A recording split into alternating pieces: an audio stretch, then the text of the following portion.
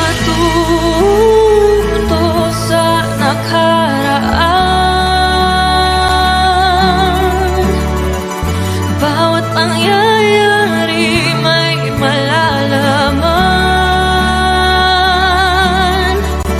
Mga aral na dadalhin ko hanggang bukas.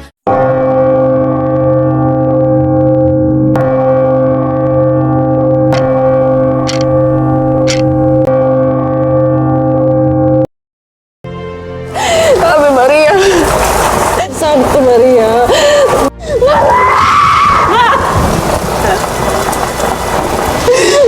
Ano? Ako yung sinila na may kakambal na sumpa!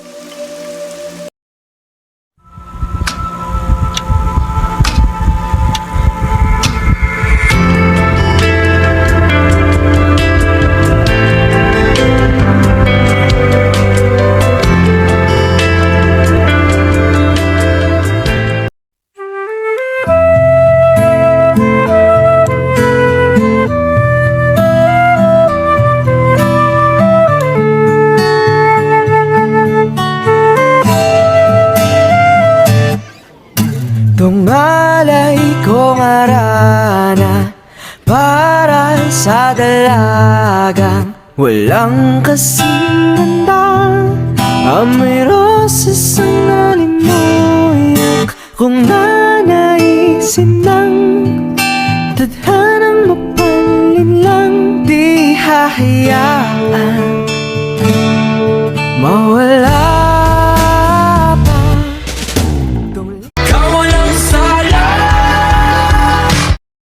Hindi niyo ba batid? Marami sa mga Indio ay mangmang. At hindi niyo naman batid? Nasa bahay tayo ng mga Indio? Maaaring masaktan si Kapitan Tiago. Matagalan niyang iniisa na di siya ay Indio. Mga kaibigan, pinapakilala ko pala si Don Jesus Tumor para galing Europa. Buenas noches mga kaibigan at sakura ng aking bayan at lalo na sa matawid na kaibigan ng aking ama, Padre Damasio. Kayo nga ba ang anak ni Don Rafael? Opo, Senyor Aguilera. Maligayang pagdating. Senyor Ibarra, sa 7 taon sa Europa, ano ang pinakamahalagang natutunan mo? Yan na yan, ang pagkalit ng bayan na nagdidikta sa kasaganahan nito. Gustayin mo ang yaman ng kanyang ideya. Bulag ka ba? Nagpapasalamat ako. Malagay ang loob ng dating oras. Naway pagkumanhin, hindi na ako. Mababa, maagay, at may gagawin.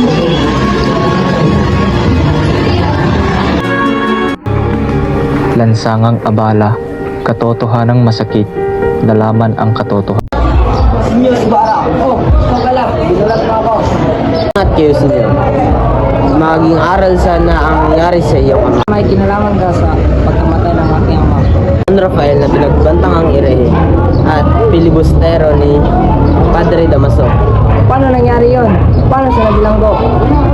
Sa kasamaang palad, namatay ang kolektor pagkatapos ng insidente. Kinulong yung ama at tinakwil ng lahat. At pinagbintangan na irehe at pilibustero sa kulungan. Sa bilangguan, hindi kayo nagkakamali na? Hindi ako nagkakamali.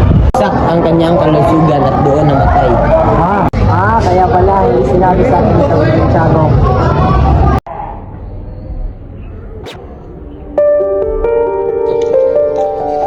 Pagmamahal at pangamba, magkahalong damdamin sa kanilang muling pagkikita. Bakit kaya wala ka sa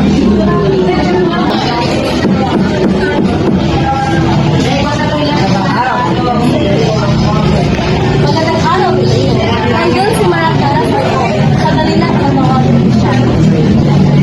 Maria Clara, nandito na si Jesus ko. Hindi ko nabukas na nagaan na Nakapunta ka lang ng Europa at nakakamiss na ang iyong mga salita. okay na siguro ang nabula mo doon.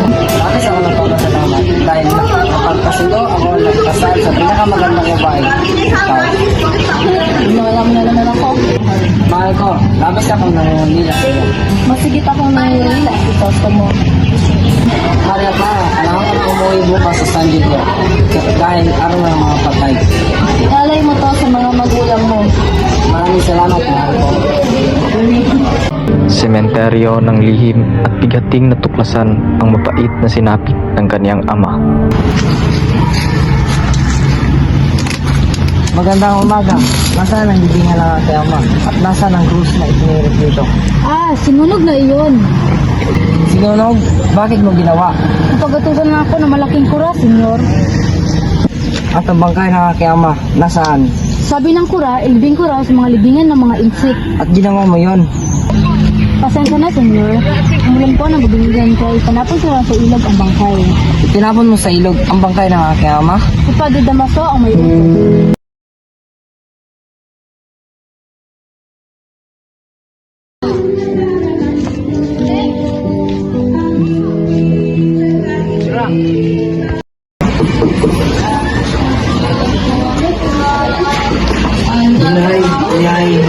Ano po? Ano nangyari? Bakit ka umiiyak? Si Christine po, naiwan sa kumbento. Pinabintangan lang po ako nagnato at nakatakas yung ko. Bakit kailangan tayo pag-usa? Dahil ba mahirap lang tayo? Nay, Diyos ko, anong gagawin ko? ikaw ba ang ina ng mga magnanakaw? Ako po si Sisang, ngunit hindi magnanakaw ang aking mga anak.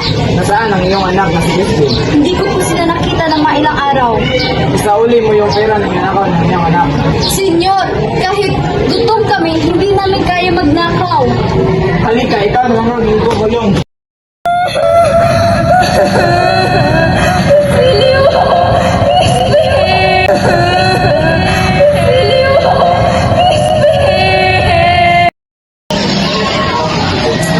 Magandang araw, mahal ko at mga kaibigan.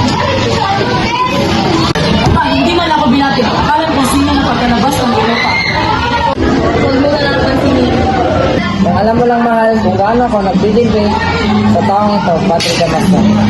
Tawarin mo ako, Maria, kung hindi ko na kaya isipin. Kaya namatay ang kanyang ama sa kulungan. Dahil isa kang traidor. Hayaan kita ang isubay ng pangalan ko. Kung huwag kong baka masisipin ako. Gusto mo, alang-alang sa Pinoy. Tama kita, mahal, Maria. Baka nakita mo ng patay kong taong to.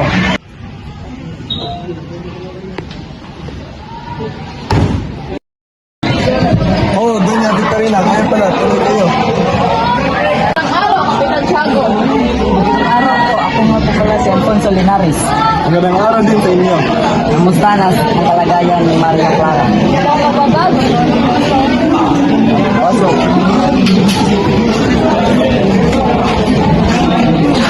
Kamusta na yung pakiramdam? Masakit pa rin po ang ulo ko, Doktor. Doon na Victorina. Siya po ba si Maria Clara? Oo, Alfonso. Napakaganda niya talaga. Maning mo, Maria Clara. Ngunit kami, linisan na.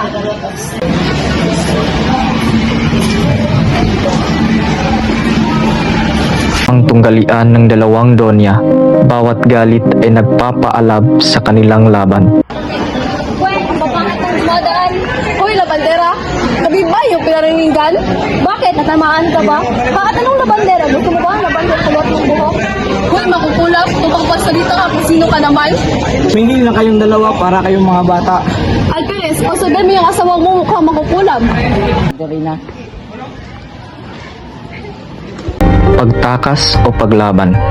Sumiklab ang apoy ng rebelyo, bayan ay nagsimula ng Senyor Ibarra, umalis po kayo dito, hindi po kayo ligtas. Anong ibig mo sabihin? May pag-aasa na magaganap at ito ang magbundaran. Ngunit sino ang? Hindi ko po alam kung sino ang pangalan nito, senyor. Anong dapat kong gawin? Magtunogin niyo po ang mga papeles. Magtungo kayo kahit saan. Hindi kayo masusundan. Maraming salamat, kaibigan. pagluha sa isang pigating balita, isang laban ng pagnanasa at tunguhing pilit. Hindi ito maaari. Masaya na ba kayo? Wala na siya. Hindi para naman.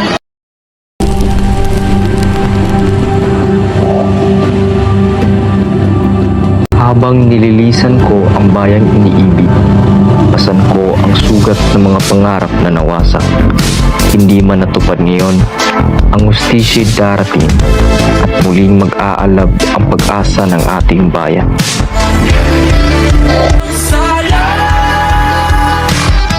Halika na, tuklasin ang